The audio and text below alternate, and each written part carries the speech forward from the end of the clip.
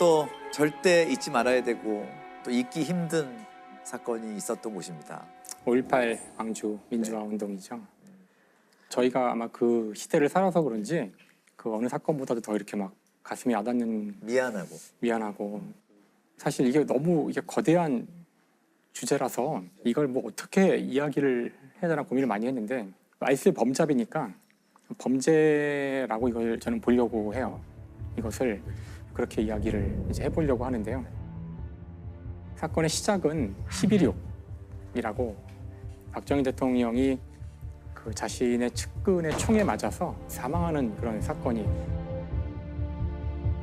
당시로서는 정말 엄청난 사건이죠. 우리나라의 권력의 정점에 있던 사람이 갑자기 죽어버린 거예요. 대통령이 유고가 됐기 때문에 이 계엄을 선포하게 돼요.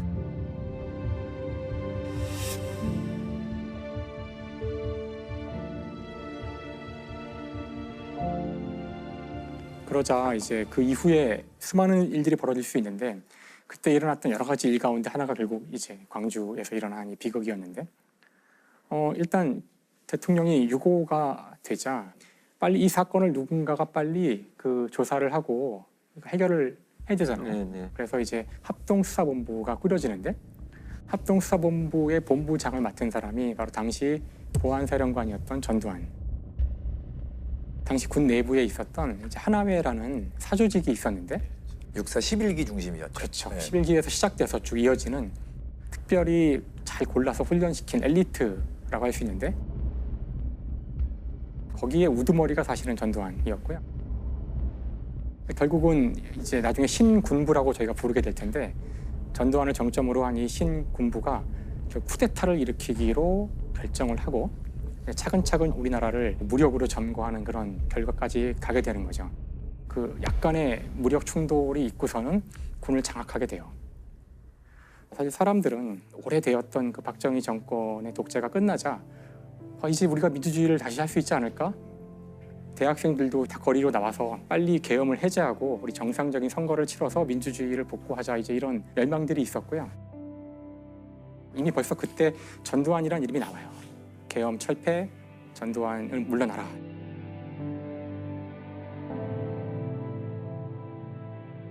이때를 우리가 서울의 봄이라고 불리는 시기가 됩니다. 국민들은 임시로 약간 지나가는 그렇죠. 질서를 잡고 빠질 군부로 생각을 한 거죠. 하지만 이제 군부는 신군부는 사실 이런 것과 상관없이 거사를 준비하고 있었고요. 계엄이 선포돼 있었는데 이 계엄을 제주도를 포함한 전국 단위 계엄으로 확대를 하면서 그걸 이용해서 이제 권력을 쥐려고 한 것이죠. 그러기 위해서 잡은 D-Day가 5월 17일이었고요. 5월 17일을 겨냥하고 차근차근 이제 작업들을 진행하게 돼요. 그래서 우선 K 공작 계획이라 그래서 주요 신문사, 방송사, 뭐 통신사 이런 곳에 있는 한 100여 명을 1대1로 다 만나서 회유 협박을 하게 됩니다. 언론을 통제하는 거죠. 그다음에 이제 충정 훈련이라 그래서 이제 5월 17일 전국 단위 계엄을 확대하게 되면 그때 일어날 반란 내지는 저항을 막기 위해서 특수부대와 군인들을 훈련을 시켜요. 시민들을 대상으로 한 진압 훈련을 시킵니다. 5월 17일은 계엄을 전국 단위로 확대하는 국무회의가 소집되는데 회의장에는 군인들이 다 이제 완전히 도열해서 강압적인 분위기를 그런 상황에서 거의 10분 만에 통과됐다 그러는데요. 그래서 그때 계엄 확대가 됩니다. 나는 대통령으로서 헌법과 관계 법령의 규정된 바에 입각하여 1980년 5월 17일 24시를 기하여 현 지역 계엄을 전국 비상계엄으로 정한 선포하고 모든 정치 활동 중지, 모든 대학은 휴교, 집회 및 시위 금지, 언론 보도는 모두 사전 검열. 우리나라 행정부의 기능은 중지되고 계엄군이 모든 것을 집행한다 이렇게 되는 거죠. 사실 이제 전국의 모든 사람들이 숨을 죽이고 다시 쿠데타가 온 거구나. 이러고 있을 때 단 한 도시가 이제 여기에 이제 저항을 하게 돼요. 끝까지 여기에 저항을 해서 이제 막대한 희생을 치르게 되는 것이 5.18 광주 민주화 운동이죠.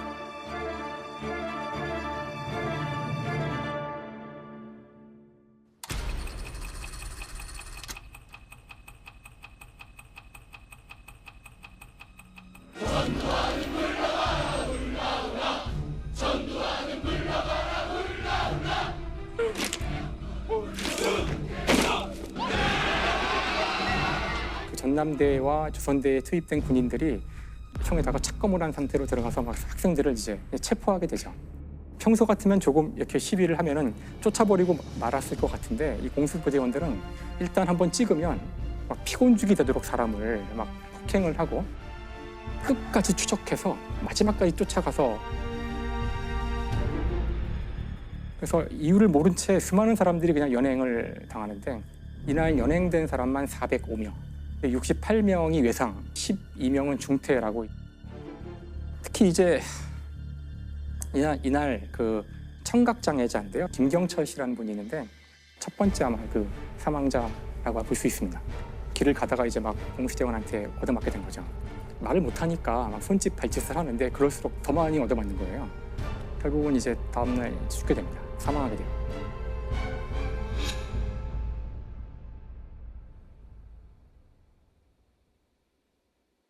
(5월 19일) 되자 어제보다 더 잔인하게 이제 진압 작전이 시작됩니다. 그래서 신군부에서는 이제 공수부대를 하나 더 투입합니다. 이때 수많은 사람들이 그냥 그 곤봉에 맞고 속옷만 입은 채로 길거리에서 막 기합을 주는데 특성이가 된 사람들을 트럭에 막 집어 던진 다음에 트럭에 싣고 갔는데 그중에 많은 분들이 죽었고요. 많은 분들이 행방불명이 되고 그랬죠. 이제 시위는 멈추질 않고 전투에 가까운 끔찍한 폭력이 벌어지게 되는 거죠. 특히나 이제 군인들이 총에 착검을 한 상태로 들어가서 막 체포하게 되죠.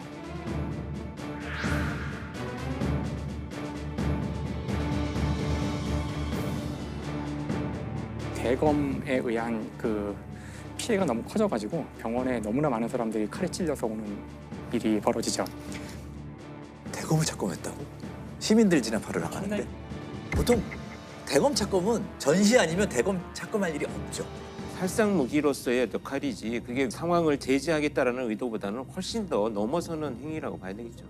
자기가 지켜야 될 장소에 가는 계엄군이 이미 착검을 한 상태로 그러니까 다른 지역에서는 그것만 보고도 아마 별로 저항을 할 의지 자체를 다 그렇죠. 잃었을 거예요. 5월 20일 오후가 되면 시내버스, 트럭과 택시 200대가 줄을 지어서 계엄군이 점령하고 있는 도청을 향해 갑니다. 금남로를 지나서. 그날 밤에는 이 사실을 제대로 알리지 않는 이제 방송국, MBC, KBS가 불타오르게 되고요. 진압이 안 되니까 이제는 정말 공수여단의 여단장이 그 실탄을 나눠주라고 합니다. 실탄을 이제 장전하게 돼요. 민간인을 상대로. 그렇죠. 그러니까 지금 보시면은 신군부는 광주를 상대로 시민들을 상대로 지금 군사 작전을 펼치는 거예요. 결국은 21일 날 오후에 엄청난 규모의 집단 발포가 이루어지는데 도청 앞 군수대 앞에서 애국가가 울려 나오는데 애국가가 끝남과 동시에 이제 군인들이 이제 집단 발포를 하게 됩니다.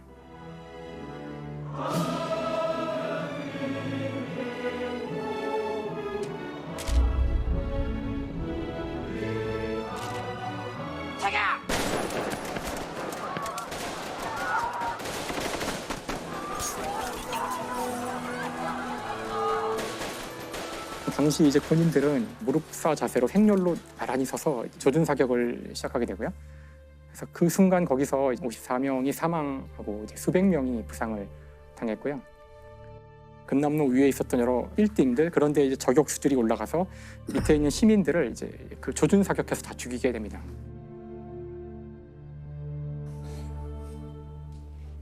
목격자에 따르면은 헬기가 동원돼서 헬기에서도 막 기총 소사를 했다는 이야기도 있었고요. 그 집단 발포의 발포자가 누구이고 누구의 책임인지를 놓고서 이제 나중에 논쟁이 벌어지게 되는데 그렇죠.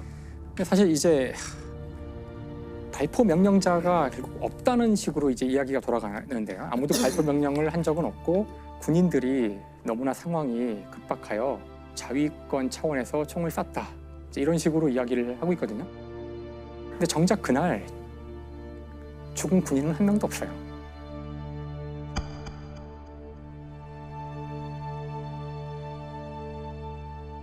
이제 27일 날 이제 본격적으로 이제 진압 작전이 시작됩니다.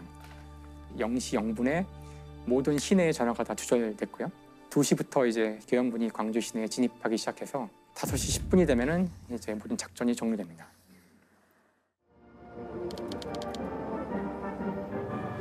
전당들에게 알린다. 상당들에게 알린다. 많은 폭도들이 투항하여 생명을 보장받았다. 아직도 늦지 않았으니 주저 말고 자수하라. 폭도에게 알린다. 폭도에게 알린다. 총을 버리고 자수하라. 계엄군은 그동안 광주 사태를 평화적으로 해결하기 위해서 전력을 경주해왔으며 그럼에도 불구하고 광주 사태는 극렬한 폭도들에 의해 악화되는 조짐이 보였다.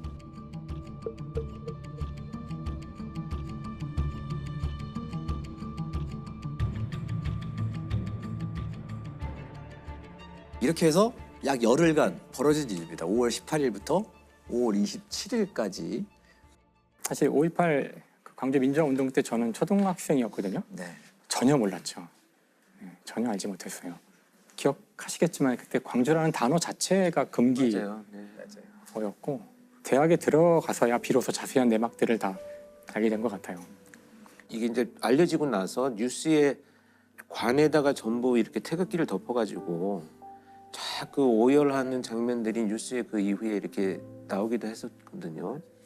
그때 이걸 보면서 가해자가 우리 대한민국 군인이었고 이렇게 많은 사람이 죽을 동안 왜 아무도 몰랐냐에 대해서 굉장히 충격적이었던 기억이 있죠. 제일 강렬한 그 워딩이 광주 민주화운동에 대해서 내란죄 포함해서 다 처벌해달라고 이제 시민단체가 이제 고발하고 있었는데 검찰이 계속 잡고 있다가 성공한 쿠데타는 처벌할 수 없다. 검찰이 네네. 그러면서 이제 불기소 처분했어요.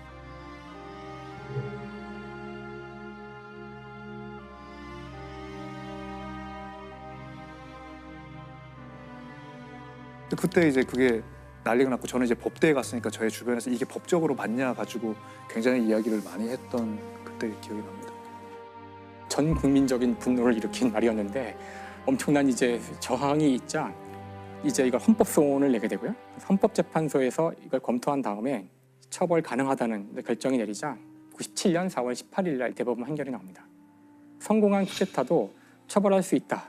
이제 특별법이 만들어지는데 5.18 특별법은 일반 법에 의해서 공소시효가 끝난 12.12 5.18 사건 관련자들에 대한 사법 처리를 가능하게 하고 전두환 전 대통령과 노 전 대통령 두 전직 대통령은 거액의 추징금을 함께 선고받았습니다. 육군 사관학교 동기생이자 60년 지기 친구였던 두 사람은 똑같이 내란죄와 뇌물수수죄란 불명예를 동시에 떠안았습니다.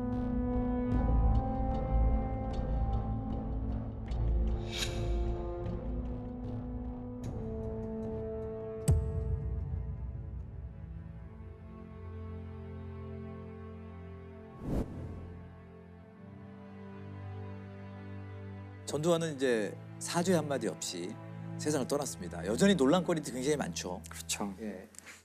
당시 계엄군 성폭행이 정부의 첫 공식 조사로 확인됐습니다. 계엄군의 대규모 유혈 진압 작전을 전두환 씨가 승인했다는 걸 증명하는 문건이 발견됐습니다. 5.18 광주 민주화운동 당시 군이 시민들을 상대로 헬기 사격을 한 사실이 38년 만에 공식 확인됐습니다.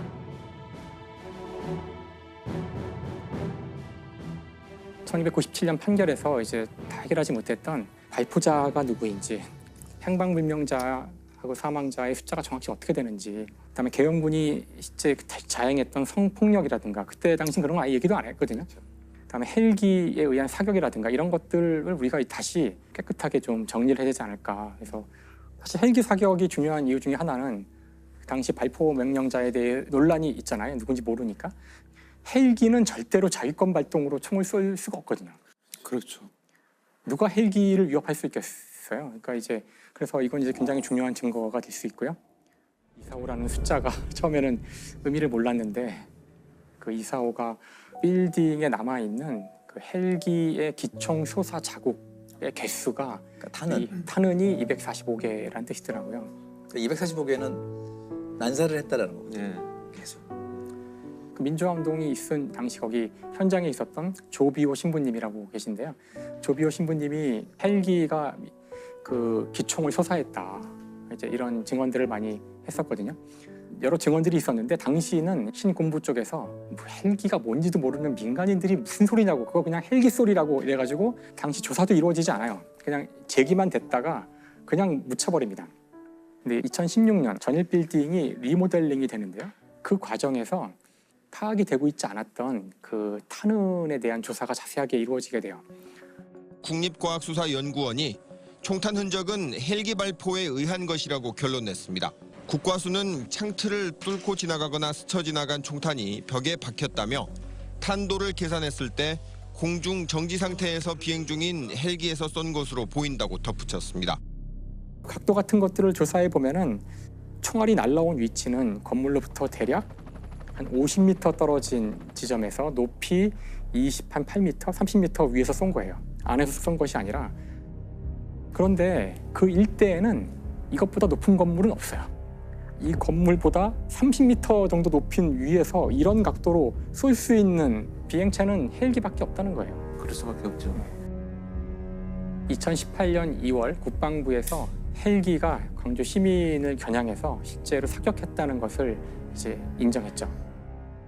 특히나 이제 여전히 풀리지 않는 미스터리 중에 하나가 바로 그 5월 21일 집단 발포를 명령한 사람은 누구인가?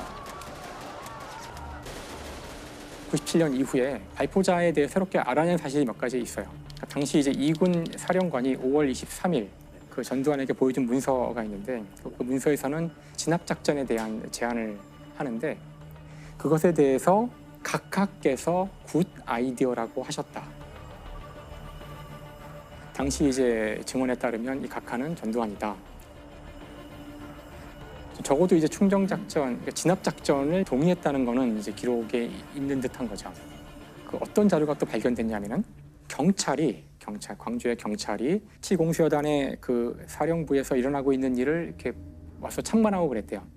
참관하고 돌아가서 쓴 서류에 남아 있는 건데 일종의 그 정보 보고서 같은 거군요. 그렇죠. 예. 제3공수여단의 그 작전본부죠. 거기에서 진돗개 하나가 발령되었다는 이야기를 들었다는 거를 보고 와서 이렇게 기록을 한 거예요. 네. 진돗개 하나가 발령되면은 기본적으로 실탄이 지급되고 다음에 그 자위권 발동할 수 있는 상황이거든요. 그래서 현재 이제 그 발포자에 대한 증거가 하나도 없었는데 이제 한 두 가지 정도가 이제 나온 상황이지만 누가 그런 무지막지한 그런 지시를 내렸는지 더 많은 조사가 있어야 되겠죠. 그래서 역사에 기록을 해놓을 필요가 있다고 생각해요. 제가 이제 책을 하나 가져왔는데요.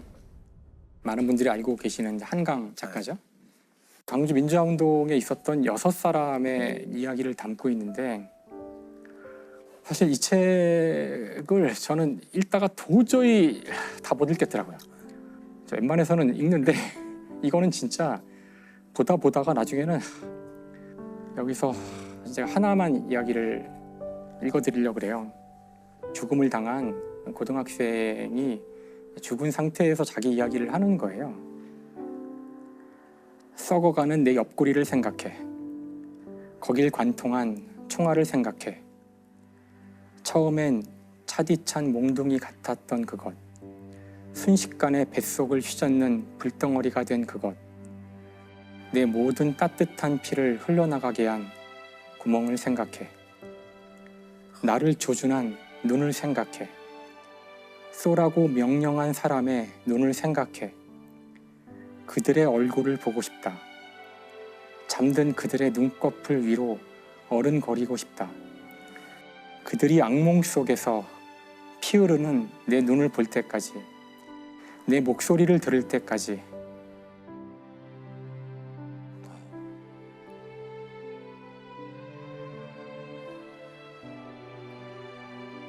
저희가 이제 민주주의는 피를 먹고 자란다는 그런 이야기를 할 수가 있는데 아마 지금 우리가 누리는 이 민주주의가 누군가 흘린 피가 있었다는 것, 저희가 이것을 기억하는 것이 단순히 억울한 죽음에 대한 그런 묵념의 느낌이 아니라 바로 지금의 우리 이 민주주의가 계속 되기를 바란다면 이것을 잊지 말아야 한다고 생각합니다.